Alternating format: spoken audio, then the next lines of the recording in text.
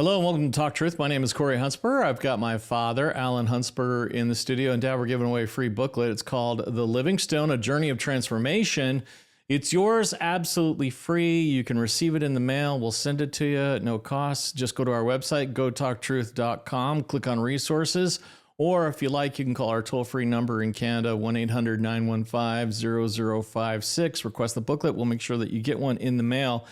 You have to get this book. You know, Alan, you and I have been talking about this book for a while because people have to get this. People have to read it. You got to do the reflection questions, and you really need to get it into your heart, mind, and soul so that we can go on to other booklets of information that are super helpful. But we're not going to move forward until you get this book and really go through it and start building your relationship on Christ, because it's foundational. Yeah, and I'm really working on another book right now, which is kind of exciting. But part of that scenario is what Peter says in 1 Peter 1:8. He said, you love him, he's talking about Jesus, though you have not seen him. And though not seeing him now, you believe in him and rejoice in inexpressible and glorious joy because you're receiving the goal of your faith, the salvation of your souls. Then he gets down to something here that I want to bring out here, Corey, because I think this is really important. Peter is writing to encourage believers. We are facing trials, persecutions, and uncertainty. He reminds them and us that our hope is not found in the things of this world, but in the living hope we have through Jesus Christ. And even though Jesus had returned to heaven, his presence, promises, and power are still with us through the Holy Spirit. And Peter wants to strengthen the faith of Christians who are scattered and suffering.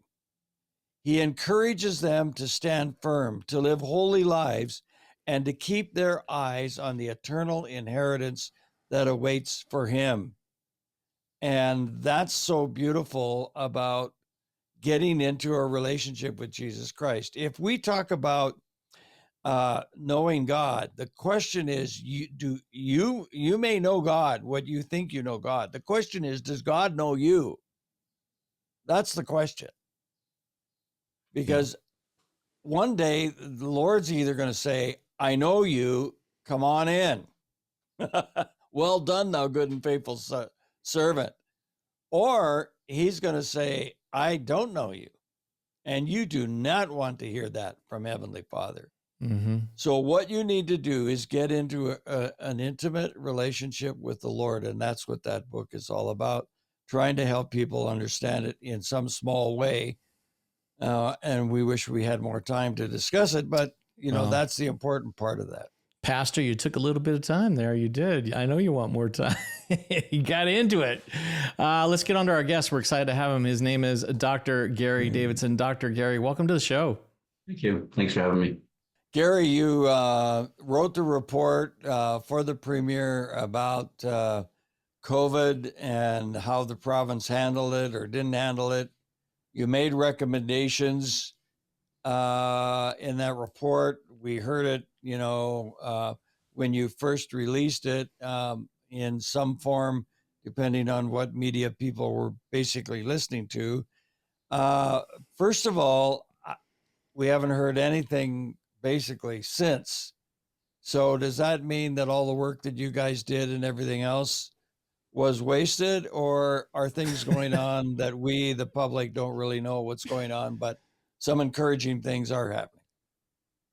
Right. I still communicate regularly with the Premier. Just this morning, we were talking about a very, that's something that's happening behind the scenes that's very important. And this has been the whole time since we've released the report for her that, there's a lot of recommendations in there. I didn't actually count them. I did take them all and put them onto one file so that we could put them all together. And everybody's caught on to the one where we want to do an inquiry. We asked for an inquiry. And I agree with, accountability is important. And that's one that everybody seems to attach to, but there's a lot of other recommendations, and then things, just issues brought up in the report that need to be dealt with, whether or not there was a recommendation around it or not.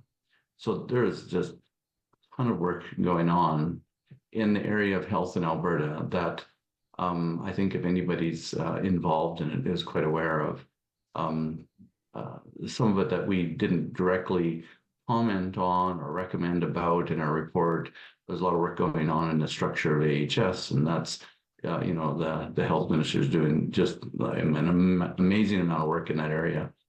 And in all honesty, what happened during COVID, as you see in the report, a lot of information or a lot of data was given to us, or we were told what to do by outside influences, or whatever you want to call them. And how did that happen? How was that allowed to happen? So if we really, the most important thing we could do is change those structures so that can't happen. That's really what we want. We can't go back and change what happened. We can make sure they don't happen again, or that they happen better. So, and there's just a ton of work going on in that area. It's not all out in public. Some of it is just policy change inside of the Department of Health. Some of it's policy change, in regards to the structure of how our whole health care is delivered in Alberta. It not necessarily law change, but a lot of policy change.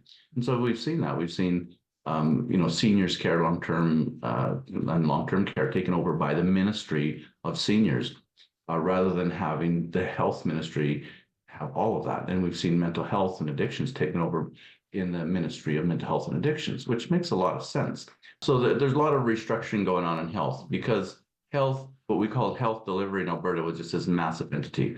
And that's being restructured, and we can see it all around us. So that's the biggest thing. And there's lots of things that are still in the works. There's some law changes, but along with policy changes like the Health Professions Act, there were some changes in the fall around that. There was changes in the Alberta Bill of Rights in the fall. There was a number of things that had some holes in them or allowances that let what happened happen. And so these things are being changed, but nobody's screaming about it from the top of the hills. Nobody's making a big deal about it. It's just things that have to change. And then, like I was saying, maybe you missed it, is a lot of it is just policy change. And that isn't frontline. That's just inside of departments that policies are changing. And I never get ahead of the minister in charge of the area or the premier. Those are them to share. And if they haven't shared it, then I don't share it. But if they share it, I'm happy to stand behind what they're doing. But there's a lot of work being done. Well, what I see, Gary, within the last 6 months, I've actually been in the hospital because I had a hernia operation. And so I spent some time in the hospital. Two things stuck out to me when I was having direct active part with the healthcare. Number one is, there are some tremendous dedicated people who are serving people and loving people and caring for people and doing a great job. And it's just amazing. But the other thing that I saw was facilities that are crumbling. For example, in the hospital that I was at, my entire floor, they had television screens in every room and by every bed, but none of them worked. My granddaughter is in the hospital even as we do this program. And I was talking to one of the nurses yesterday up in Edmonton. And in that hospital, there's actually parts of the hospital that has had to shut the doors because there's leaks and cracks and things that, can't be repaired and whatever. So it seems like we have a healthcare system that doesn't have any money to rebuild new hospitals or keep these structures going the way they need to. And I'm kind of concerned, and I know that this is not necessarily maybe your expertise, but it's like we brag in Canada that we have such a great health care system.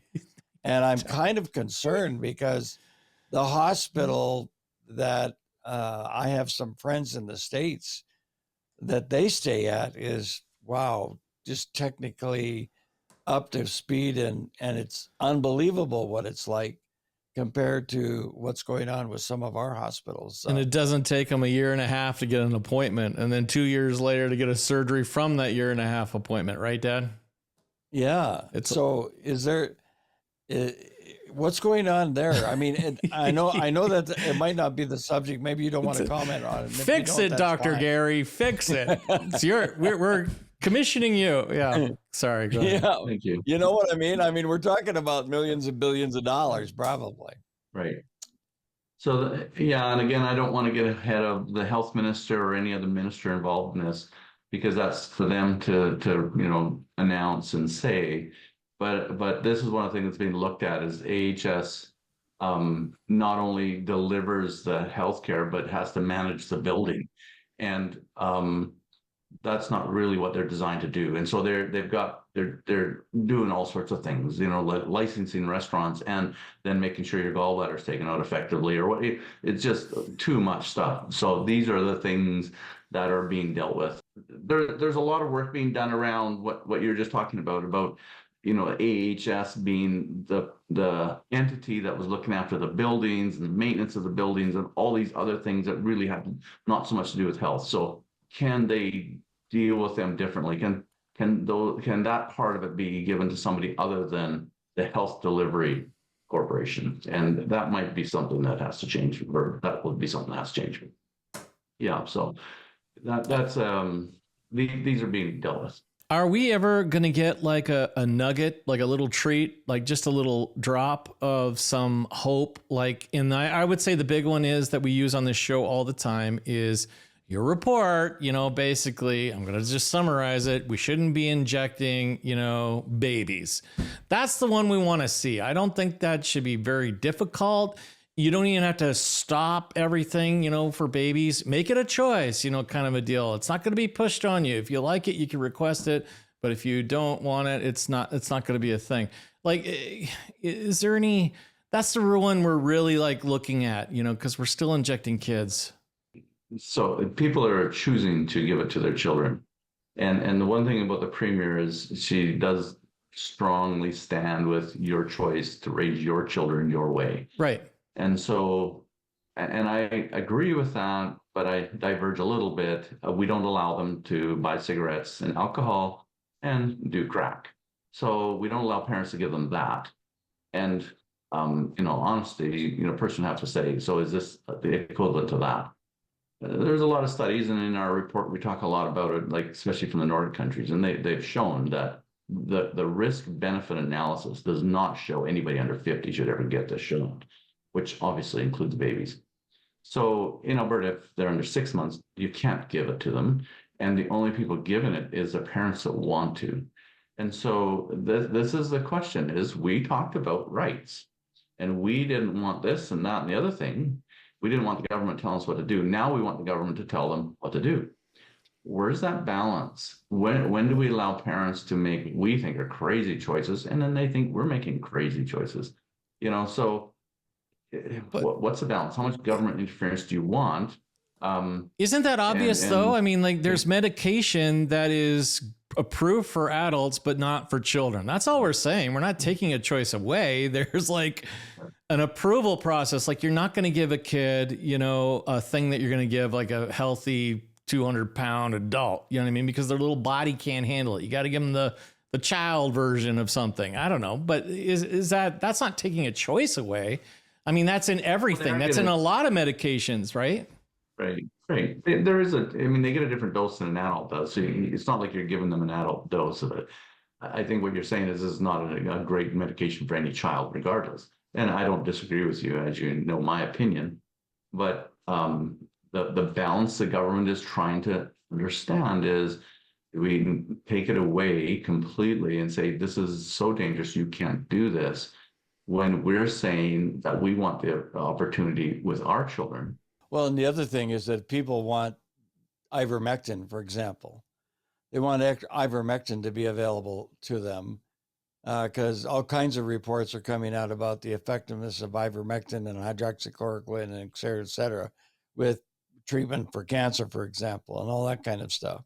And there's doctor after doctor after doctor that's talking about this, and people are watching these things, and then but the government has said, well, we can't, we've banned ivermectin. So it's like you banned ivermectin, nobody really dies from ivermectin compared to a vaccine shot where people are dying from vaccine shots. So I mean, consistency and all this kind of thing, and I don't know. How about this? Go ahead. Put a warning label on it then. At least, hey, if people want, and then like it's required to do the warning label. That's on everything. Remember on a pack of cigarettes, they have like the lungs that like look like fried chicken, with the warning label that like you're going to fry your lungs. I mean, maybe the thing is, the choice is still there. Oh, but by the way, it's going to cause death. It's going to cause dementia. It's going to cause, what I mean? And then like, if they go, okay, I still want it. It's like, I don't know. I'm just saying something. Maybe I'm asking too much. Yeah. Dad, am I asking too much? I don't think so. Yeah. No, I think that I agree. We're talking about health, and basically, Corey, I think that all of us want to get back to the place where we trust our caregivers. Do we trust them or don't we trust them? And the question is, this COVID scenario has come up in such a way that it has caused people to lose trust in the medical health field. And how do we get that trust back? That to me is the big question. And the big question is, first of all and foremost, we have to be willing to come forward and talk about these things.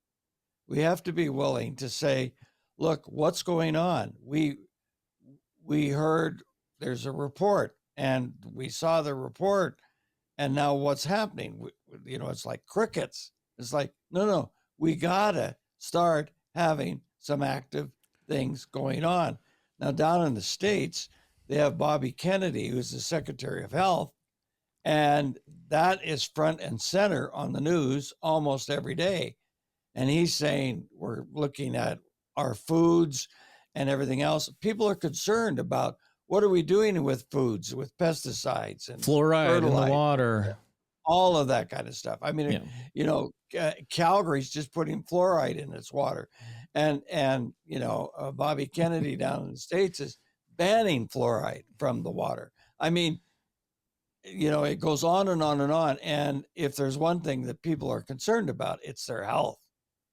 So, you and I can want to be kind and gracious, but on the other hand, there's got to be some answers here, and there's got to be some action here, because you can't just be afraid of what the mainstream media is going to say. Who cares what the mainstream media is going to say? I mean, most people don't believe the mainstream media in the first place, and some do, but a lot of people don't. And that's because of the information that they've got through social media, et cetera, et cetera. So yeah, put us in, Coach Gary. Put us in the game. Al and I want to take a couple runs at it. No, listen, all joking aside, before we started recording, you had a really good advice because of a really good thing that we can at least work on until we start to see things come out in the public eye. And that really is some of our leaders, within our communities, religious leaders, churches themselves, right? Standing up, speaking out, saying something, right? Well, we want the government to dictate what is right and wrong, but we want it to be what our right is. And when the other guys get their way and it's their idea of right, we're unhappy. Then we want our community leaders or church leaders to stand up for us and say what is right. But why don't we just stand up and do what's right? And I think people will see that, like I was saying before, that, politicians or politics follows our culture. And our culture is demanding right now that you do certain things a certain way, and that's what normal is. And who dictates culture? Who's saying what culture is? Well, it's people that I think it's a bit of a vacuum. That people that believe what I believe is right and moral and ethical, they're just afraid to stand up. Why? I think a lot of times because they're compromised. Because they say, well, if I stand up and they dig deep, they're going to find that I got skeletons in my closet. And I always say they're not even skeletons. Half of them are live bodies and you're still feeding them. Like enough. We have to be honest and integral. We have to live our lives at home in our house like we do in public. Because we aren't, then we have no moral authority to say anything. And therefore others take it. And then the politics has to follow that culture. So if we want to turn culture around, we got to actually live and believe and do what we say we believe everywhere. And that's difficult. And that's not the thing to do these days. But we have to. And I just say at all costs, you do what is right. You don't do it for the outcome. I didn't write the report because I thought it was going to change the world. I did the report because I was asked to. And I felt that was what I was asked, and I believe that's what I was supposed to do. What comes from it was never up to me.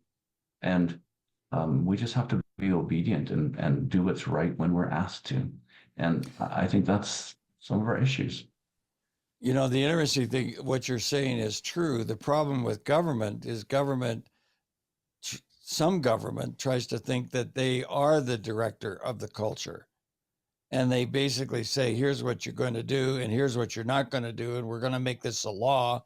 And if you do what we tell you not to do, then you're going to get thrown in jail, et cetera, et cetera. And they start making laws and throwing it. And that's disinformation and all that kind of thing. And, our definitions of what is freedom and our definitions of allowing people to have a voice is confusing. And so people are waiting for some politicians to lead the way. And yet I agree with you 100%. It's not the politician that leads, it's the people that lead. And it's the people that need to be expressing their thoughts. And then the politicians, in essence, do it. But the reverse is happening in many instances because politicians seem to think that this tyrannical approach is more easier to say, we're going to take your choices away. You're going to do what we tell you to do. End of story. And it's like, no, that's not freedom. It's got to be changed the other way. So it's a complicated issue, but hopefully, like even our program, we know that people thank us for the truth and they thank us for the courage, and it helps them to have some courage to speak up and to share what they think.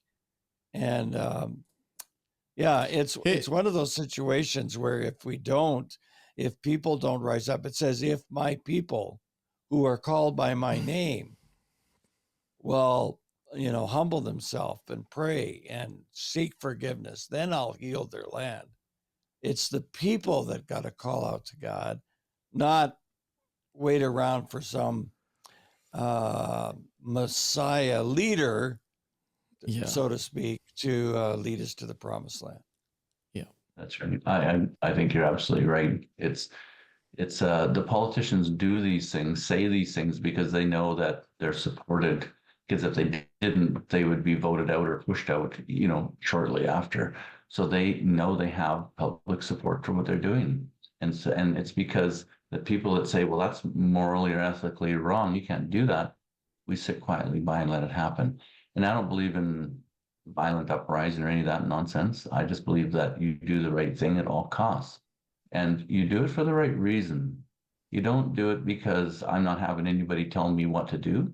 You do it because, no, this is what's right. And at all costs, I will do what is right. However it goes, like Esther, a few thousand years ago, a young girl said, at all costs, I will go in and do what I need to do to make this right. It might cost me my life, but I will still do it. And the story of Daniel, same thing. Well, It may cost me my life, but at all costs, I will do what is right. And when the three young men were going to be thrown in the fiery furnace, they said, King, you do what you want. They didn't have a violent uprising. They didn't get placards and show up with anything. They just stood up and said, sorry, we can't do that. But if we do die, we understand that, but we will not do this. And that is what we're asked to do. And that is the problem, is people are afraid it's going to cost them something, and it's going to. They're just not willing to take the cost. And that's why we are where we are. Because people say, well, I'm comfortable, and I don't think I'm going to do that. And so we don't. And we end up where we are. And that, what you just quoted was, 2 Chronicles 7:14. And the interesting thing is 7:13, the verse just before, and this was said by Solomon, the king at the time. So the government in place said this. And he didn't say, and the leaders are corrupt and, you need a new leader. He said, when you have, pestilence and famine and things that aren't really political. So how does, humbling yourself and standing before God and saying, hey, what's going on here? I thought we were supposed to demand the king deal with this. We obviously didn't have a proper agricultural program in place if we have famine. And if we have pestilence, then, somebody was letting, the viruses run wild, and that's the government's fault, or the medical officer of health's fault, not my fault.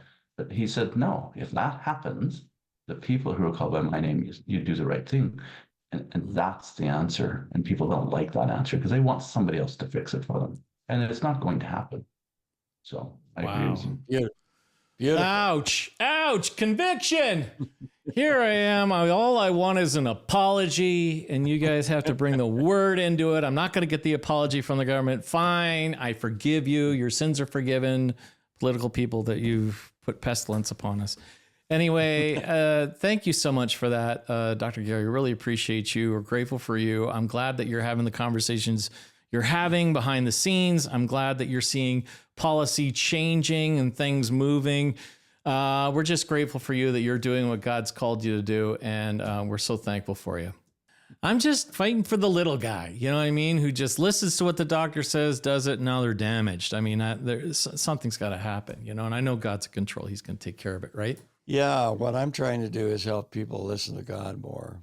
If you want to know more about us and you want to help support our mission to keep this conversation on the air, we need your help. We are viewer supported. You can go to our website, gotalktruth.com, click on the donate button. You can give digitally that way. If you'd like to do it through the mail, which many people do, you can. You can make a check payable to Heritage Christian Ministries Association. Send it to 246 Stewart Green, Southwest Suite 3260, Calgary, Alberta, T3H3C8. Or you can call our toll-free number. You can get prayer on that number, or you could donate. The number is 1-800-915-0056 in Canada. All right, Dad, we're out of time. We'll see you guys later. Love you.